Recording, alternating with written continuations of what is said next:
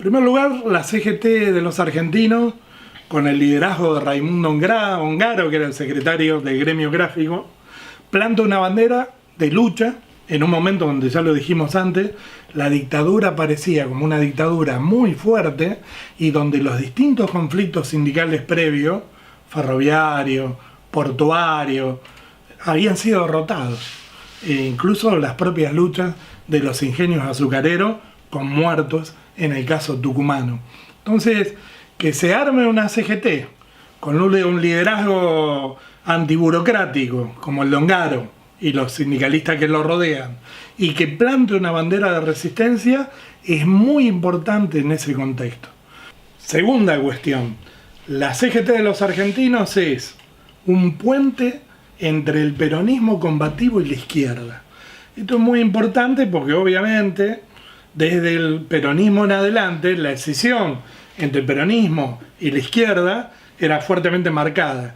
Y la CGT de los argentinos empieza a conocer en su seno convergencia de compañeros que lejos están de provenir de la procedencia del peronismo. De hecho, para poner un ejemplo bastante obvio, Agustín Tosco de Luz y Fuerza en Córdoba, que es el líder de la CGT de los argentinos en Córdoba, claramente viene de una tradición marxista y ninguna relación con el peronismo, si bien el marxismo de Tosco no es un marxismo que rechazara al peronismo, claramente hay una reivindicación de la tradición marxista. Pero no es solo Tosco. En distintos lugares del país hay corrientes de izquierda que se van sumando a la militancia en la CGTA. Tercer cuestión, que tiene que ver con lo anterior. Hay un acercamiento entre el movimiento obrero y el movimiento estudiantil. Y en eso la CGT de los argentinos juega un papel muy importante.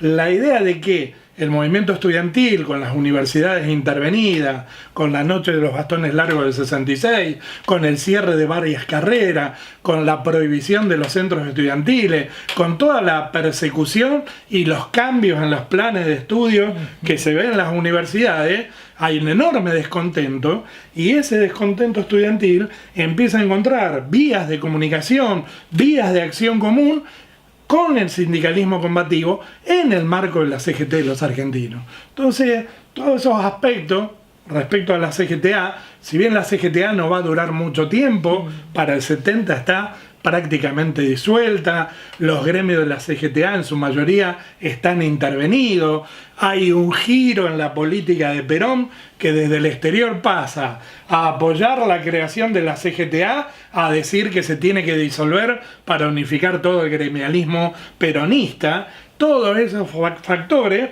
hacen que el periplo de la CGT de los argentinos sea corto, y sin embargo, en términos políticos, en términos simbólicos, en términos de la declaración del 1 de mayo del 68, en términos del papel que juega el periódico, en términos del acercamiento de intelectuales a la lucha del movimiento obrero, Rodolfo Bosch, Rogelio García Lupo y tantos otros que se suman a colaborar con la CGTA de los argentinos, juega un rol clave.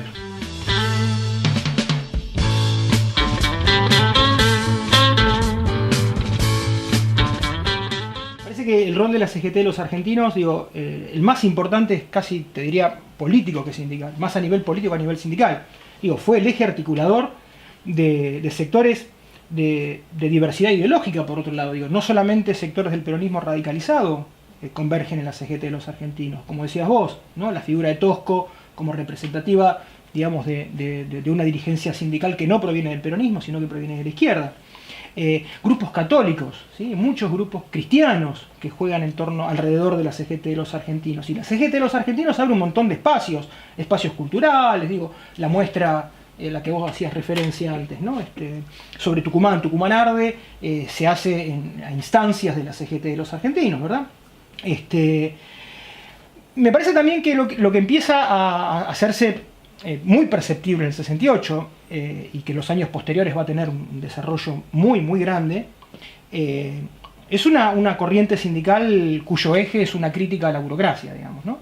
Y esto también a nivel mundial ocurre lo mismo. El 68 en Europa claramente, ¿no? Genera o produce un cuestionamiento a las viejas dirigencias sindicales, al sindicalismo tradicional. Entre otras cosas porque se consideraba, muchos consideraban que ese sindicalismo estaba demasiado integrado al sistema, ¿verdad? En el caso de la Argentina, salvando las distancias, creo que ocurre lo mismo. La crítica a la burocracia sindical uno puede ir a sus inicios, pienso en la figura de Cook, ¿no? Que vos también mencionabas como alguien que muere en el año 68, justamente, ¿no? Y las primeras críticas de Cook a la burocracia sindical son del año 55, 54, ahí hacia el final del primer peronismo. Y todavía veía la burocracia más bien como una práctica que definía a partir de algunos rasgos externos, de cambiar las condiciones de vida, o vivir como no vivían los trabajadores, ¿no? Adquirir un modo de vida burgués. Era más bien una definición, si se quiere, superficial de la burocracia sindical. Con el tiempo, esa definición, en el caso de Cook y en el caso de una parte importante del peronismo, empieza a modificarse y empieza a verse en la burocracia sindical, aquel sector que no hace más que reproducir la ideología de la clase dominante al interior de la clase trabajadora.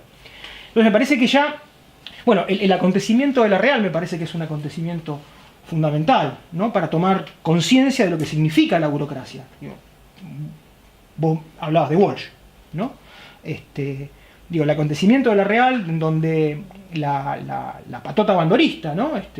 Genera una masacre, mata, asesina a dos dirigentes de base, a Salazar y a Blajakis, ¿no? Y también se llevan puesto, a Rosendo García, un burócrata pero competidor de Bandor. La lectura que hace Walsh en Quién mató a Rosendo, me parece que es fundamental para mostrar qué es la burocracia sindical en la Argentina, ¿verdad? Y eso, de alguna manera, esa visión de Walsh, ¿no? De la burocracia sindical va a estar presente en la línea política de la CGT de los argentinos, ¿no?